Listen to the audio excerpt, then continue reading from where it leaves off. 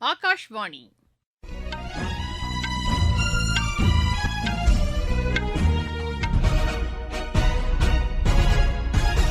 செய்திகள் வாசிப்பவர் சுமித்ரா ரத்னம். தலைப்புச் செய்திகள்: கனமழை மற்றும் வெள்ளப்பெருக்கால் பாதிக்கப்பட்டுள்ள உத்தரகண்ட் மாநிலத்திற்கு தேவையான அனைத்து உதவிகளும் வழங்கப்படும் என்று பிரதமர் திரு நரேந்திர மோடி உறுதியளித்துள்ளார். பப்புவா நியூகினியா, மெக்சிகோ நாடுகளின் சுதந்திர தினத்தையொட்டி வெளியுறவுத்துறை அமைச்சர் டாக்டர் ஜெய்சங்கர் வாழ்த்து தெரிவித்துள்ளார். IRCTC இணையதளம் வாயிலாக டிக்கெட் முன்பதிவு செய்ய முதல் 15 நிமிடங்கள் வரை ஆதார் எண் கட்டாயமாக்கப்படுவதாக ரயில்வே அறிவித்துள்ளது. உலக ஓசோன் தினம் இன்று கடைபிடிக்கப்படுகிறது. சீன மாஸ்டர்ஸ் பேட்மிண்டன் போட்டியில் இந்தியாவின் PV சிந்து காலிறுதிக்கு முந்தைய சுற்றுக்கு முன்னேறியுள்ளார். இனி விரிவான செய்திகள். கனமழை மற்றும் வெள்ளப்பெருக்கால் பாதிக்கப்பட்டுள்ள உத்தரகண்ட் மாநிலத்திற்கு தேவையான அனைத்து உதவிகளும் வழங்கப்படும் என்று பிரதமர் திரு நரேந்திர மோடி உறுதியளித்துள்ளார். அம்மாநில முதலமைச்சர் திரு புஷ்கர் சிங் தாமியை தொலைபேசியில் தொடர்பு கொண்டு பேசிய பிரதமர் மழை பாதிப்புகள் குறித்து கேட்டறிந்தார். இதேபோன்று மத்திய உள்துறை அமைச்சர் திரு அமித்ஷாவும் திரு புஷ்கர் சிங் தாமியை தொடர்பு கொண்டு மீட்பு மற்றும் நிவாரணப் பணிகளுக்கு தேவையான அனைத்து உதவிகளையும் மத்திய அரசு வழங்கும் என்று கூறியுள்ளார். இம்மாநிலத்தின் டேராடூன் அருகே உள்ள சாஸ்திரதாரா பகுதியில் நேற்றிரவு பெய்த தொடர் மழையால் மக்களின் இயல்பு வாழ்க்கை பாதிக்கப்பட்டிருப்பதோடு சாலைகளும் சேதமடைந்துள்ளன. கர்லிகாட் பகுதியில் ஹோட்டல்கள், கடைகள் வெள்ளத்தில் அடித்துச் செல்லப்பட்டதாகவும் 100க்கும் மேற்பட்ட மக்கள் பாதுகாப்பாக மீட்கப்பட்டிருக்கும் நிலையில் மீட்பு மற்றும் நிவாரணப் பணிகள் முழுவீச்சில் மேற்கொள்ளப்பட்டு வருவதாகவும் அம்மாநில அரசு அதிகாரிகள் தெரிவித்தனர்.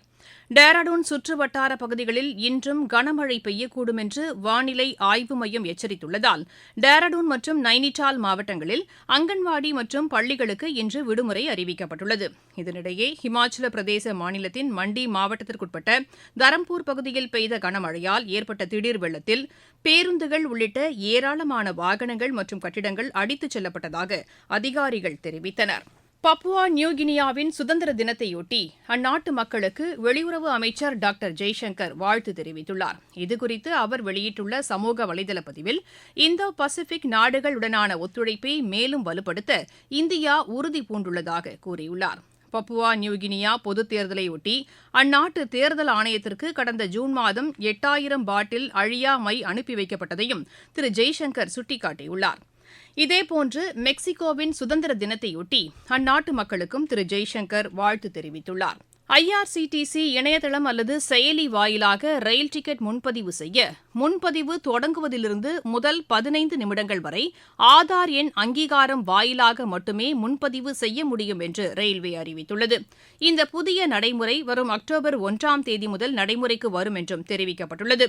எனினும் ரயில்வே முன்பதிவு மையங்களில் டிக்கெட் முன்பதிவு செய்யும் நேரம் மற்றும் நடைமுறைகளில் எந்த மாற்றமும் இல்லை என்றும் ரயில்வே கூறியுள்ளது. மொரீஷியஸ் பிரதமர் திரு நவீன் சந்திர ராம்கோலம் புதுதில்லியில் குடியரசு துணைத் தலைவர் திரு CP ராதாகிருஷ்ணனை இன்று சந்தித்து பேச்சுவார்த்தை நடத்தினார். இதனைத் தொடர்ந்து குடியரசுத் தலைவர் திருமதி திரௌபதி முர்முவையும் அவர் சந்தித்து பேசவுள்ளார். முன்னதாக தில்லி ராஜ்காட்டில் உள்ள மகாத்மா காந்தி நினைவிடம் மற்றும் முன்னாள் பிரதமர் வாஜ்பாய் நினைவிடங்களில் திரு நவீன் சந்திர ராம்கோலம் மலர் வளையம் வைத்து மரியாதை செலுத்தினார். இந்தியாவில் 8 நாள் பயணம் மேற்கொண்டுள்ள அவர் திருப்பதி, மும்பை, வாரணாசி, அயோத்தி உள்ளிட்ட இடங்களில் பல்வேறு நிகழ்ச்சிகளில் பங்கேற்றார்.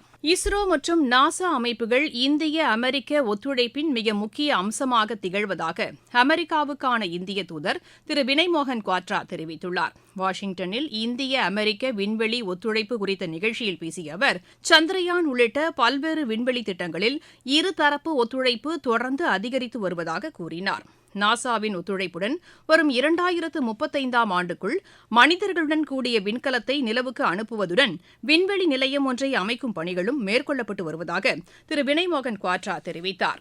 நீங்கள் கேட்டுக்கொண்டிருப்பது ஆகாஷவாணியின் செய்தி அறிக்கை. நாட்டு மக்களுக்கான வரலாற்று சிறப்புமிக்க மோடி அரசின் தீபாவளி பரிசு சரக்கு மற்றும் சேவை வரி குறைப்பு. மருத்துவம் மற்றும் ஆயுள் காப்பீட்டிற்கான வரி முழுமையாக ரத்து. 36 உயிர்காக்கும் மருந்துகள் மீதான வரியும் ரத்து. அடுத்த தலைமுறைக்கான இந்த சீர்திருத்த நடவடிக்கைகளில் மாணவர்கள் பயன்படுத்தும் ஸ்டேஷனரி பொருட்களுக்கான வரி ரத்து. வீட்டு உபயோக மின்னணு பொருட்கள் மீதான வரி குறைப்பு. பால் பொருட்கள் மற்றும் பாத்திரங்கள் மீதான வரி 12%-இலிருந்து 5%-ஆக குறைப்பு. வேளாண் இயந்திரங்களுக்கான வரியும் 5%-ஆக குறைப்பு. வளர்ச்சியடைந்த இந்தியாவிற்கான பயணத்தில் மோடி அரசு தொடரும் சீர்திருத்த நடவடிக்கைகள். உலக ஓசோன் தினம் இன்று கடைபிடிக்கப்படுகிறது. அறிவியல் முதல் உலகளாவிய நடவடிக்கை வரை என்பதே இந்த ஆண்டின் மையக் கருத்தாகும். பூமியில் உள்ள உயிரினங்களை பாதுகாப்பதில் ஓசோன் படலத்தின் பங்களிப்பு குறித்து விழிப்புணர்வை ஏற்படுத்தும் நோக்கில் இந்த தினம் கடைபிடிக்கப்படுகிறது. இந்நாளையொட்டி மத்திய சாலை போக்குவரத்துத்துறை அமைச்சர் திரு நிதின் கட்கரி வெளியிட்டுள்ள சமூக வலைதள பதிவில், வருங்கால சந்ததியினருக்காக பூமியையும் ஓசோன் படலத்தையும் பாதுகாக்க இந்தியா உறுதி பூண்டுள்ளதாக குறிப்பிட்டுள்ளார். நீடித்த வாய்ப்புகள் மற்றும் பொறுப்பான செயல்பாடுகள் மூலம் ஓசோன் படலத்தை பாதுகாத்து ஆரோக்கியமான பசுமையான உலகை உருவாக்க முடியும் என்றும் திரு நிதின் கட்கரி தெரிவித்துள்ளார். மத்திய அரசு மேற்கொண்ட சரக்கு மற்றும் சேவை வரி சீர்திருத்த நடவடிக்கைக்கு அனைத்து தரப்பினரும் வரவேற்பு தெரிவித்து வருகின்றனர். விவசாயத்திற்கு பயன்படும் டிராக்டர் மற்றும் வேளாண் சாதனங்களுக்கான வரி குறைப்பு மூலம் டிராக்டர் உதிரி பாகங்கள் மற்றும் வேளாண் சாதனங்கள் விற்பனை அதிகரிக்கும் என்று தமிழகத்தின் திருவள்ளூர் மாவட்ட வேளாண் சாதன உற்பத்தி நிறுவனத்தின் உரிமையாளர் திரு அசோக்குமார் தெரிவித்தார். என் பேர் அசோக்குமார். காக்கலூர் இண்டஸ்ட்ரியல் எஸ்டேட்டில் கம்பெனி நடத்திட்டுருக்கேன். கம்பெனி பேர் பாரத் ப்ரெஸ்ஸிங்ன்ற கம்பெனி ஓடிட்டுருக்குது. நான் டிராக்டர் பார்ட்ஸ்லாம் நான் ரெடி பண்ணிகிட்ருக்கேன். நான் இந்த டிராக்டர் பார்ட்ஸுக்கு வந்து இப்போ ஜிஎஸ்டி வந்து 18%லேருந்து 5%ஆக கன்வெர்ட் பண்ணி கொண்டு வந்திருக்காங்க. ரொம்ப நன்றி. எல்லா ஃபார்மர்ஸ்களுக்கும் எல்லா மிஷினரிஸுக்கும் இது வந்து யூஸபுளாக இருக்கும். எல்லா விதமான இம்ப்ரூவ்மெண்ட்ஸும் இன்னும் நிறைய பண்ணி கொடுக்கணுன்றது எங்களுடைய கோரிக்கைகள். விவசாய பொருட்களுக்கு ஜிஎஸ்டி ரெடியூஸ் பண்ணதால் மக்கள் வந்து வாங்கும் திறமைகள் நிறைய இம்ப்ரூவ்மெண்ட் ஆகும். அந்த திறமைகள் இம்ப்ரூவ்மெண்ட் ஆகும்போது விவசாயம் நல்லபடியாக வளர்ச்சி அடையும். அந்த வளர்ச்சி அடையும் போது நாடும் வளர்ச்சியாகும். பிரதமருடைய கோரிக்கைப்படி 2047 வளர்ச்சி அடையும் கோரிக்கையில் நாங்களும் அதை நோக்கி போயிட்டுருப்போம். மோடிஜி அவர்களுக்கு மனமார்ந்த நன்றி. அசாம் மாநிலம் சில்சாரில் உள்ள தேசிய தொழில்நுட்ப கழகத்தில் வன்முறையில் ஈடுபட்டதற்காக இடைநீக்கம் செய்யப்பட்ட பங்களாதேஷ் மாணவர்கள் 5 பேர் அந்நாட்டிற்கு திருப்பி அனுப்பப்பட்டனர்.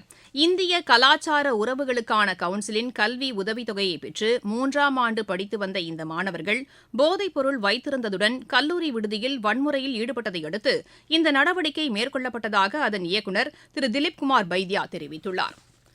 உஸ்பெகிஸ்தானில் நடைபெற்ற கிராண்ட் ஸ்விஸ் செஸ் சாம்பியன் போட்டியில் வெற்றி பெற்ற வைஷாலிக்கு பிரதமர் திரு நரேந்திர மோடி வாழ்த்து தெரிவித்துள்ளார். இதுகுறித்து அவர் வெளியிட்டுள்ள சமூக வலைதள பதிவில், இப்போட்டியில் வைஷாலியின் ஆர்வம் மற்றும் அர்ப்பணிப்பு மிகவும் சிறப்பாக இருந்ததாக குறிப்பிட்டுள்ளார். வருங்காலத்தில் அவர் மேலும் பல வெற்றிகளை பெறவும் பிரதமர் வாழ்த்து தெரிவித்துள்ளார். இதேபோன்று உலக ஸ்பீட் ஸ்கேட்டிங் சாம்பியன் போட்டியில் தங்கப்பதக்கம் வென்ற ஆனந்த்குமார் வேல்குமாருக்கும் பிரதமர் வாழ்த்து தெரிவித்துள்ளார். உலக ஸ்கேட்டிங் விளையாட்டில் சாம்பியன் பட்டம் வென்ற முதல் இந்தியர் என்ற பெருமையை பெற்றுள்ள ஆனந்த்குமார் வேல்குமாரின் சாதனைகள் இளைய தலைமுறையினருக்கு ஊக்கம் அளிக்கும் என்றும் பிரதமர் தமது வாழ்த்துச் செய்தியில் குறிப்பிட்டுள்ளார்.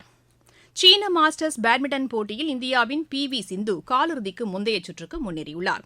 ஷென்சனில் நடைபெற்று வரும் இப்போட்டியின் மகளிர் ஒற்றையர் பிரிவு முதல் சுற்று ஆட்டத்தில் அவர் 21-5, 21-10 என்ற செட் கணக்கில் டென்மார்க்கின் ஜூலி டாவல் ஜேக்கப்சனை வென்றார்.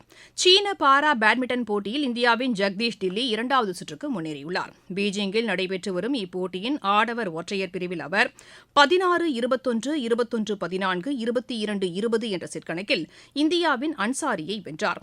கலப்பு இரட்டையர் பிரிவில் கிருஷ்ணா நகர் நித்யஸ்ரீ சுமதி சிவன் இணையும் 2வது சுற்றுக்கு முன்னேறியுள்ளது.